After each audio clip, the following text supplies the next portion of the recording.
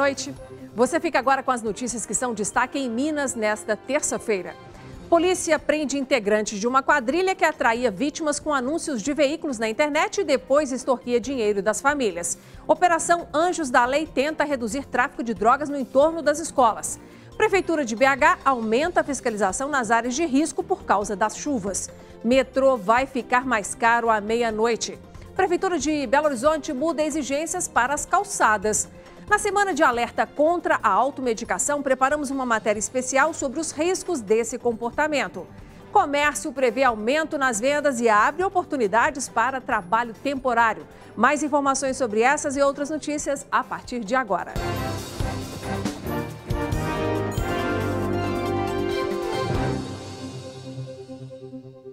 A Polícia Civil realizou hoje uma operação contra o tráfico de drogas no entorno de escolas, e isso em todo o estado. Quem tem as informações é a repórter Luciana Viana. Boa noite, Luciana. Boa noite, Nácia. Boa noite a todos. Até este momento, 25 menores apreendidos e 21 pessoas presas. Além de armas também apreendidas, droga e dinheiro. Essa operação, ela acontece no entorno de escolas particulares e também públicas, não só aqui em Belo Horizonte, mas em todo o estado, contra o tráfico de drogas e o aliciamento de adolescentes na venda desses entorpecentes e também no uso, viu, Inácia? Essa operação prossegue Anjos da Lei, não só em Minas Gerais, mas em todo o Brasil, realizada pela Polícia Civil. Tá certo, Luciana, daqui a pouco eu te chamo para você trazer outro destaque de hoje, tá bom? Combinado.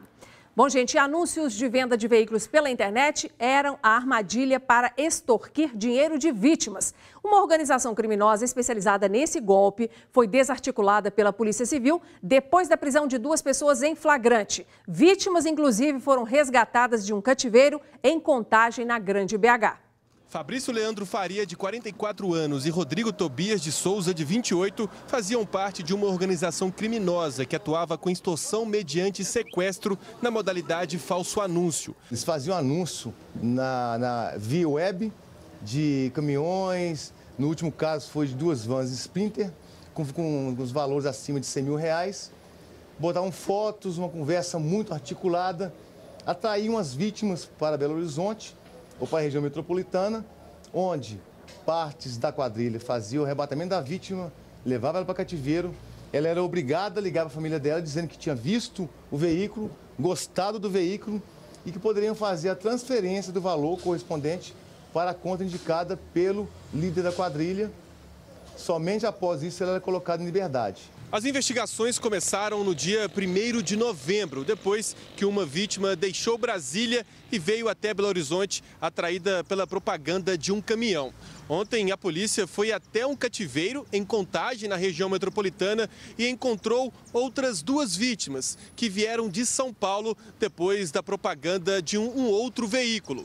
Um dos suspeitos estava no local e foi preso em flagrante. O outro suspeito, Fabrício Leandro Faria, comandava a organização dentro da penitenciária Nelson Hungria, em Contagem. As vítimas não desconfiavam em momento nenhum da ação, estavam acreditando que realmente era um anúncio de verdade, que realmente iriam chegar aqui, encontrar um veículo automotor e iriam fazer a compra desse veículo. Com suspeitos, a polícia apreendeu aparelhos de telefone celular, cerca de 5 quilos de maconha, balança de precisão e uma arma de uso restrito. Caminhão carregando drogas em fundo falso foi parado pela polícia após uma denúncia no Triângulo Mineiro. O motorista era um ex-policial militar expulso da corporação por roubo. O caminhão onde estava a droga veio de Cuiabá, no Mato Grosso, com destino final a São Paulo. Uma denúncia anônima feita à Polícia Federal revelou que o veículo passaria por Monte Alegre de Minas. A Polícia Federal foi para a rodovia de Monte Alegre, identificou o veículo e fez a apreensão. O motorista, um ex-policial militar que foi expulso da corporação por roubo, não soube explicar de onde estava vindo e nem para onde iria. Foi identificado um fundo falso no caminhão, onde se encontrou 208 quilos de droga, entre cocaína, entre a pasta base de cocaína e o cloridrato de cocaína já pronto para o consumo. O homem de 42 anos vai ser encaminhado para o presídio Jaci de Assis. Um homem foi morto ao tentar assaltar a casa de um policial na madrugada de hoje no bairro Vila Santa Mônica, região de Venda Nova, aqui em Belo Horizonte. Segundo a PM, a esposa do policial ouviu um barulho, foi verificar o que era e acabou sendo rendida na cozinha. O policial teria pedido que ele, o bandido, a soltasse, mas não foi atendido e o policial acabou atirando no suspeito, que morreu no local. A Receita Federal, a Polícia Federal e o Ministério Público Federal realizaram hoje uma operação contra fraudes em importações. Segundo as investigações, o esquema pode ter movimentado 393 milhões de reais. Nós voltamos a conversar com a repórter Luciana Viana, que tem as informações. Luciana, como que os golpes eram aplicados? Conta pra gente. Oi, Nácia, essa operação ela acontece não só aqui em Belo Horizonte, mas também em Salvador, tá? Porque a história começou toda lá em Salvador no ano passado, quando a Polícia Federal apreendeu mercadorias trazidas de fora, de Miami, nos Estados Unidos, e as notas fiscais não condiziam com as mercadorias. Foram 40 toneladas de mercadorias apreendidas. A polícia, então, desenvolveu aí essa investigação e hoje cumpre mandados de prisão e também mandados de busca e apreensão aqui em Belo Horizonte e Salvador. Eles traziam, portanto, essas mercadorias e, na hora da nota fiscal ali, colocavam outro produto, para isso, enfim, evitar aí o pagamento dos tributos. Viu, Inácia? Quase 400 milhões, em fraude internacional. Atividade para o mal. Obrigada, viu, Luciana? Exatamente. Continuam aí as investigações, tá? Não acabou, não. E a gente acompanha. Bom, a Prefeitura de Belo Horizonte quer estimular que mais vídeos para cinema e TV sejam produzidos aqui na capital. Hoje foi anunciado um investimento de 9 milhões de reais para o programa BH nas telas. Ano que vem serão abertos editais para incentivo à produção de curtas, médias e longa-metragens, produção de games, inclusive baseados em histórias, em quadrinhos, entre outros produtos. O programa conta com recursos da Agência Nacional de Cinema. Equipes da Prefeitura de Belo Horizonte, especialistas aí, gente, em áreas de risco, estão atentas, especialmente nessa época, aos locais de maior perigo de deslizamento aqui na capital, para, claro, evitar acidentes. Em geral, esses pontos estão localizados ali em vilas e favelas. E neste ano, período chuvoso, já trouxe mais volume de água que o esperado, batendo recordes. E 3 áreas aqui no estado têm previsão, 3 regiões aí de aumento de chuvas a partir do feriado, agora dia 15. São elas a região sul, nordeste e parte do Triângulo. Com a intensificação das chuvas, vem o receio de desabamentos, o que pode causar grandes tragédias. Pensando nisso, a Prefeitura de Belo Horizonte, através da Urbel, realiza um trabalho de prevenção que se inicia antes do período chuvoso e que consiste em mapear as áreas de risco em 4 níveis: risco baixo, médio, alto e muito alto. Nós vamos frequentemente a essas áreas, em auxílio ou a pedido dos voluntários de defesa civil, fazer monitoramento, E nós contamos com as observações dessa parte da população que está treinada para observar algum sinal de movimentação. A partir dessa observação e do alarme que eles podem nos dar, nós nos dirigimos ao local e tomamos as medidas. Segundo o INMET, Instituto Nacional de Meteorologia, apesar dos índices de chuva em outubro terem batido recordes com 187,1 milímetros em BH, o que corresponde a 78% a mais que o esperado para o mês, tudo está dentro da normalidade para esta época do ano. Chuvas intensas são normais a ocorrer nessa época, devido ao maior fluxo de umidade que proveniente da região amazônica e associado com passagem de sistemas frontais, áreas de instabilidade que se propagam desde o sul do Brasil, atingindo a região sudeste. De acordo com a Urbel, em Belo Horizonte existem cerca de 1.300 áreas de risco monitoradas em vilas e favelas. Na semana passada, a Defesa Civil emitiu um sinal de alerta de deslizamento de terras.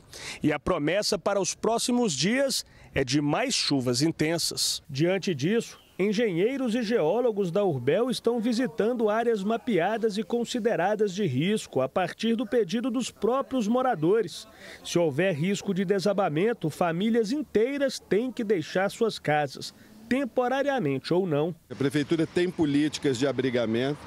Se for emergencial, a pessoa naquele momento não tem, ela pode ficar na casa de parentes ou nos abrigos municipais e posteriormente será abrigada no Bolsa Moradia, onde lá, se não houver possibilidade dela retornar à origem dela, né, com alguma obra que a gente possa fazer. Se não houver essa possibilidade, então ela vai ser reassentada. Segundo este meteorologista, as regiões da Pampulha, centro-sul e oeste da capital são as que mais sofrem com as chuvas. As chuvas que vão causar um maior dano associado a encostas e tudo, são aquelas chuvas intermitentes e persistentes.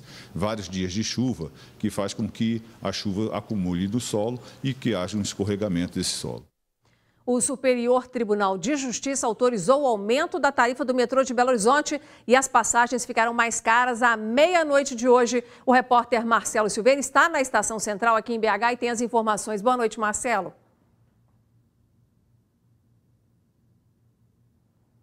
Boa noite, Nácia. Boa noite para todo mundo. Olha, é isso mesmo, viu? Daqui a pouco, quando parar aqui o metrô, por volta das 11 da noite, essas catracas terão o preço alterado de R$ 1,80 para R$ 3,40. Em maio deste ano, a CBTU havia reajustado o valor das passagens, mas na época o Tribunal de Justiça de Minas barrou a medida. Agora o STJ suspendeu essa decisão e a Companhia Brasileira de Trens Urbanos vai praticar o valor de R$ 3,40. Para quem usa o crédito eletrônico por meio do cartão e fez a recarga até hoje, esses créditos serão válidos por 45 dias para quem tem o BH Bus e 30 dias para quem tem o cartão Ótimo. Inácia.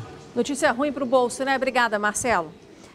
E hoje, equipes do Grupo de Atuação Especial de Combate ao Crime Organizado do Ministério Público de Minas Gerais, em parceria com as Polícias Civil e Militar, a Receita Federal e ainda a Prefeitura de Belo Horizonte, realizaram uma nova etapa da Operação Celular Seguro, que combate o comércio ilegal de aparelhos e peças de celulares. Até o momento, as operações realizadas em shoppings populares no centro da capital resultaram na apreensão de 55 celulares roubados, 1.575 aparelhos e dispositivos eletrônicos, além de 20 caixas de cigarros. 30 pessoas foram levadas para a delegacia e uma delas, com mandado de prisão em aberto, foi presa. É só cair a primeira chuva que eles aparecem nas ruas, os buracos. E eles atrapalham muito o trânsito e até causam acidentes e prejuízos. Não tem pneu e amortecedor que aguente. E olha que os investimentos da Prefeitura não são baixos. Só no ano passado foram gastos cerca de 20 milhões de reais em tapa-buracos. Para este ano, a estimativa é maior, 30 milhões. Com as chuvas dos últimos dias, eles voltaram a aparecer em grande número. Os buracos no asfalto estão por toda parte e tem sido a dor de cabeça dos motoristas da capital. O que mais tem é buraco. E aí, como é que faz nessas horas? Como é que faz? Tá desviar? Não, tem hora que não dá pra desviar não, né? Tem hora que cai mesmo no buraco. Já teve prejuízo, não? Um pouquinho. Sempre está no pneu, nessa aqui atrás tem um gigante ali. Um telespectador do bairro Camargos, região noroeste de Belo Horizonte, enviou estes vídeos para mostrar a situação no bairro. O morador mostra vários buracos e a dificuldade dos motoristas para tentar desviar deles. No cruzamento entre a rua João Batista Vieira e a Rua das Ostras, ele gravou diversos veículos, incluindo este ônibus, passando dentro dos buracos. Para tentar amenizar o problema, a Prefeitura da capital tem feito operações tapa-buracos em todas as regiões da cidade. Até o mês de outubro, mais de 75 mil serviços como este aqui já foram executados aqui na capital mineira. A previsão da Prefeitura é investir cerca de 30 milhões de reais em operações como esta até o final do ano. É necessário, né? Porque quando vem o período de chuva, a gente nota ainda mais a piora das ruas da cidade, né? Você acha que ajuda a resolver um problema ou não? É só paliar? Só tapa um problema. A Secretaria de Obras da capital informou em nota que este serviço é realizado de forma rotineira ao longo do ano, junto com manutenções preventivas e vistorias para identificar os locais mais afetados. Para solicitar o tapamento de um buraco aí na sua rua, você pode acessar o site pbh.gov.br/saque ou discar para o telefone 156. Belo Horizonte adotou uma nova exigência para o acabamento das calçadas. O piso podotátil, aquele que traz ladrilhos hidráulicos com sinais arredondados, indicando um caminho seguro para pessoas cegas ou com baixa visão, só será exigido para calçadas mais largas, acima de 3 metros e 10 centímetros. Essa mudança não agradou os deficientes visuais. Os passeios estão sob novas regras e é necessário que moradores estejam atentos na hora de fazer reformas. E pedestres cegos ou com baixa visão tenham atenção redobrada para evitar acidentes. O piso tátil direcional deve ficar perto dos imóveis e não do meio-fio. Neste passeio, em uma rua do bairro Santa Amélia, vizinhos se uniram no padrão e na divisão do custo. Já em passeios com menos de 3 metros e 10 centímetros de largura, o piso tátil foi dispensado. De acordo com a Prefeitura de Belo Horizonte, as novas normas estão em vigor desde 16 de outubro e qualquer reforma deve respeitar a nova padronização.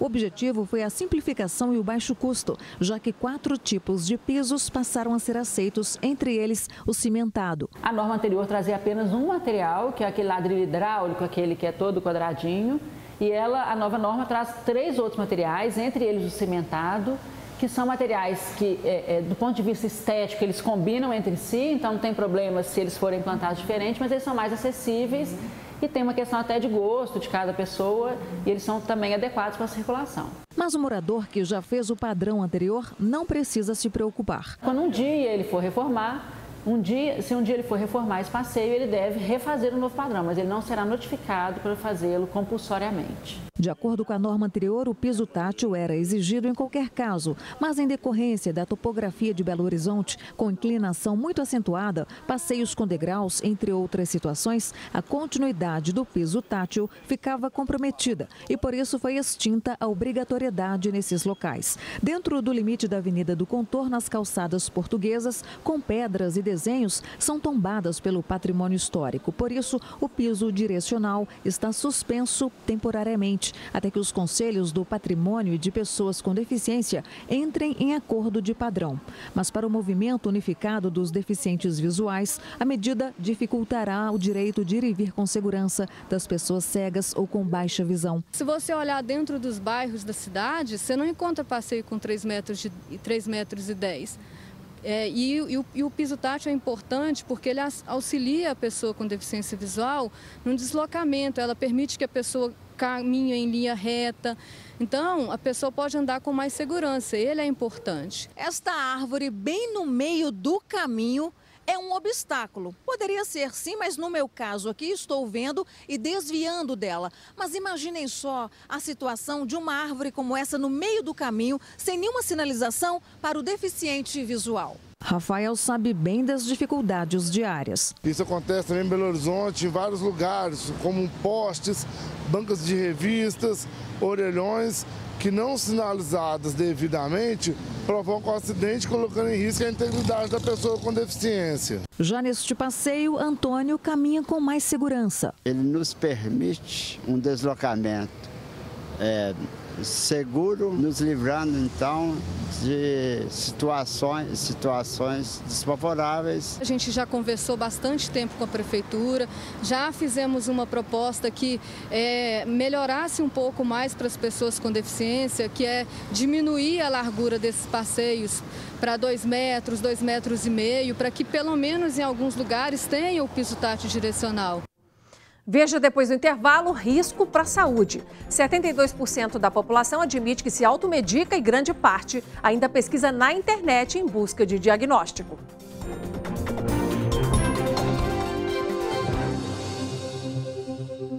O Brasil é recordista mundial em automedicação, sabia?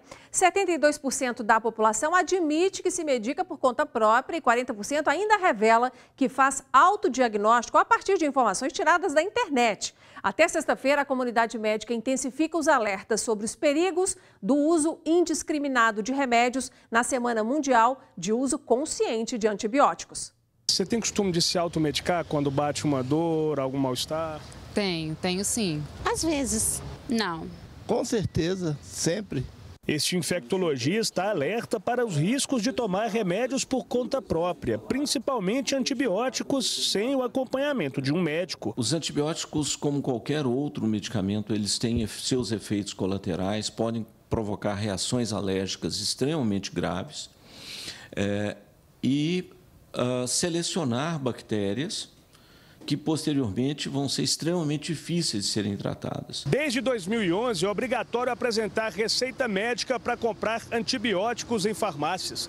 Mas como o mesmo não vale para outros vários medicamentos, segundo o Sistema Nacional de Informações Tóxico-Farmacológicas, a cada hora 2 pessoas são intoxicadas por automedicação no Brasil. Além disso, de acordo com um levantamento feito no início deste ano pelo Instituto de Ciência e Tecnologia e Qualidade, o Brasil é recordista mundial em automedicação, com 72% dos brasileiros tomando remédios sem prescrição médica e 40% fazendo autodiagnóstico usando a internet. É uma questão cultural e de desinformação. Essa política foi implementada sem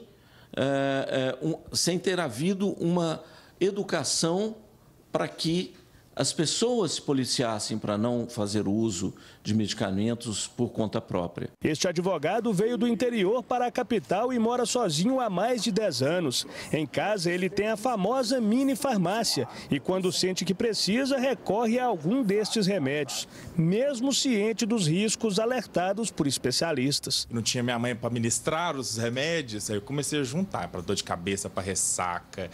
E falei assim, já estava começando a prevenir. Se eu vou malhar, vou trocar a ficha daqui a um tempo, então já tem que ter um remédio para dor muscular.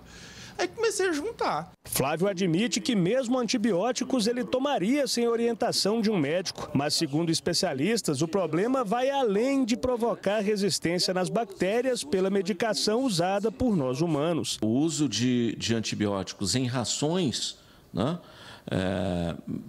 usada para gado, para criação das mais diversas, isso pode alterar as bactérias que colonizam esses animais e isso repercutir na saúde humana.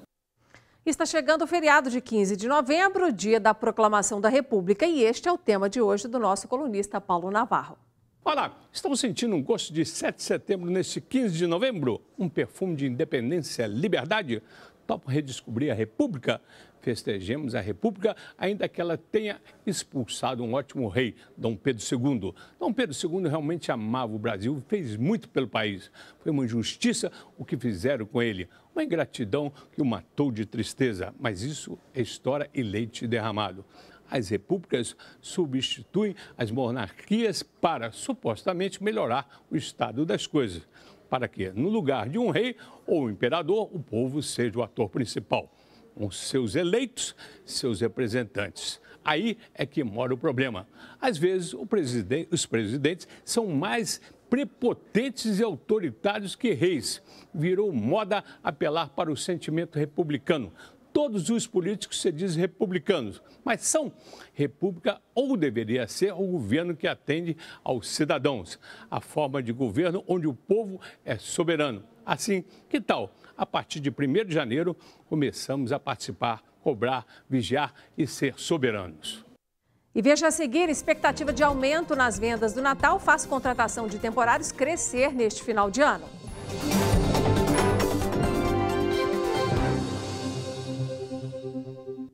O dono da escolinha de futebol Joga Bonito, em Diamantina, na região central do estado, foi preso hoje, suspeito de estuprar um aluno. O Ellison Luiz Félix da Silva, apelidado de Madruga, de 34 anos, também é professor na escola e está sendo investigado pela Polícia Civil por suspeita de ser o autor de outros estupros.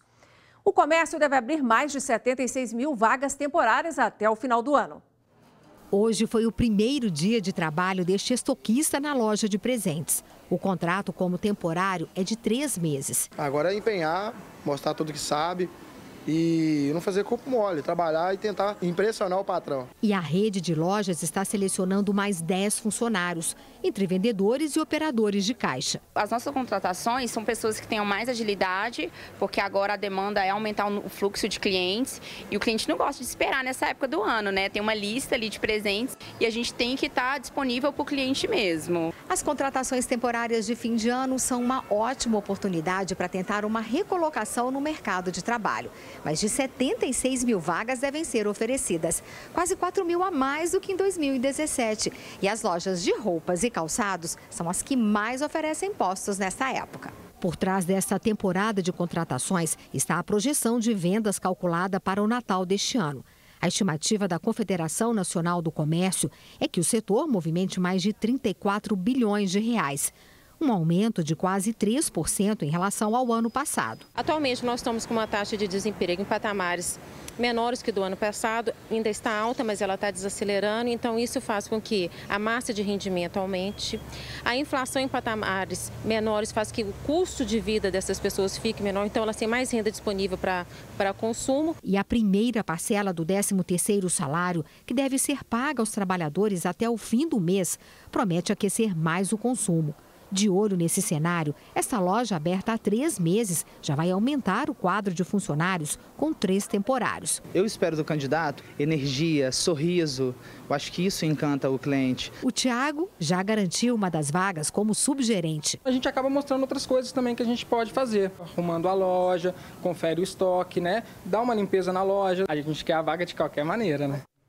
Boa sorte para o Tiago. E eu quero renovar agora aquela nossa parceria para você nos enviar o que está acontecendo aí na sua rua, no seu bairro. Mande textos, vídeos para o nosso BandZap, que é o 31 99 772 7663.